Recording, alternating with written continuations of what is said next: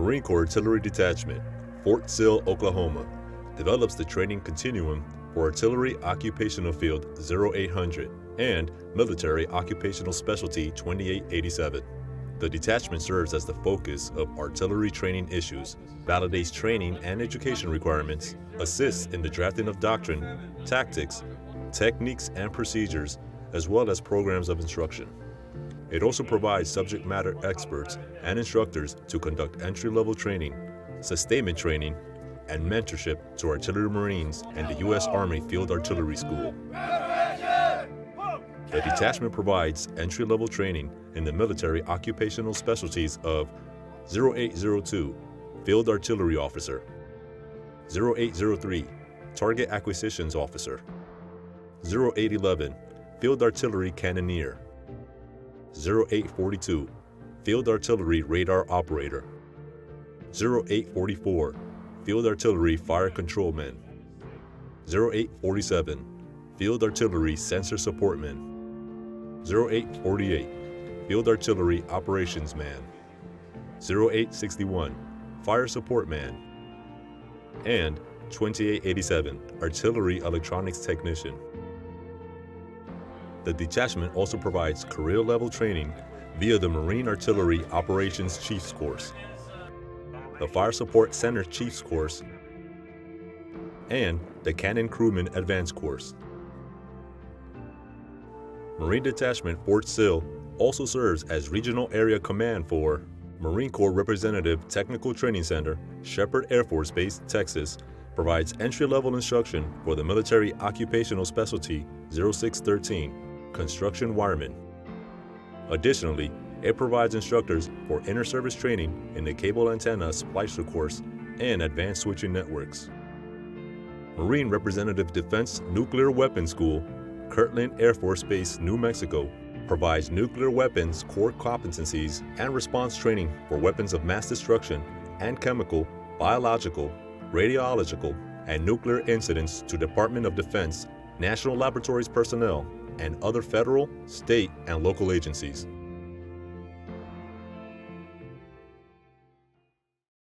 I'm Staff Sergeant William Edward Horton IV. I'm Staff Sergeant Michael Clark.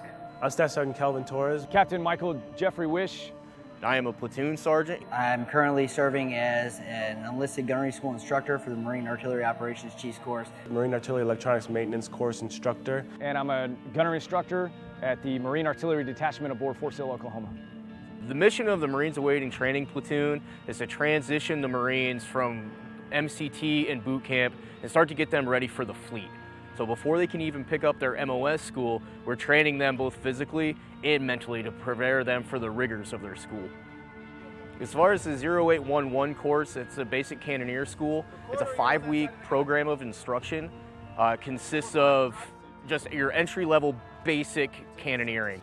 They start to learn their shell fuse combinations, start to learn their weapons, as well as being physically fit for that specific MOS, because they have to actually pass an MOS-specific physical standards assessment, which that is a 115-pound clean and press overhead, Mark 19 lift press overhead, the 5x155 millimeter projectile loading procedures, the 5x155 ammunition resupply, and a 25-yard dummy drag. Our expectations with our Marines upon graduation, wherever it is that they're going to serve, we want to see them exceed. They can't just be a basic, mediocre Marine. They have to be that better person. They have to actually get out there to support the fight.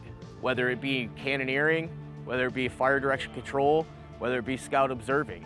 The fleet needs the Marines here from the schoolhouse. They have to get out there and support that main effort.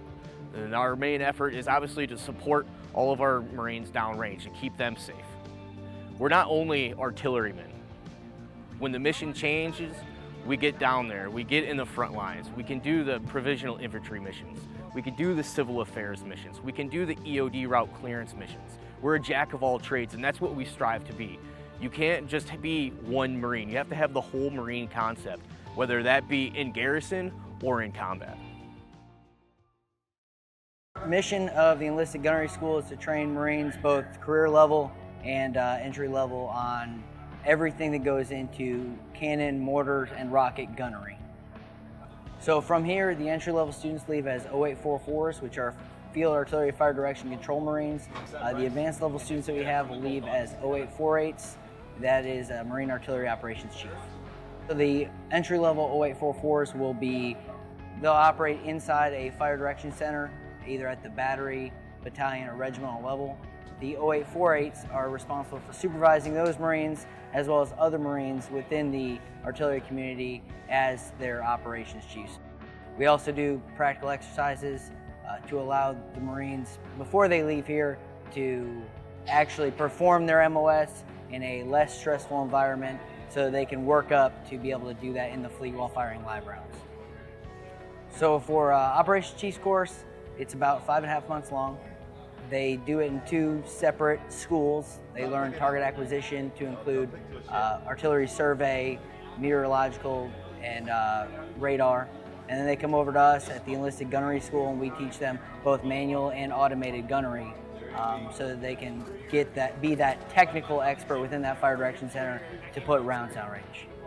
It's important to train these Marines on all aspects of gunnery so that they can go out to the fleet and be able to use those skills learned here to effectively provide timely and accurate fire support to the maneuver. The mission of our school is to basically train Marine Artillery Electronics Maintenance Technicians with the MOS 2887. So our course is a follow-on course from the Basic Electronics course in 29 Palms. When the Marines arrive, they're going to be basically trained 2800s, and we are going to train them to be Artillery Electronics Technicians. Marines can expect to be challenged, but it's nothing that they are not capable of handling. So the Marines need to be able to think on their feet, understand how the system works, and apply those critical thinking skills to get the radar or whatever system back in the fight. Our Marines, I would say, are crucial to the MAGTF, especially the ground side, and artillery, obviously. Anytime a system goes down, they look to our Marines to help troubleshoot, get that system back in the fight.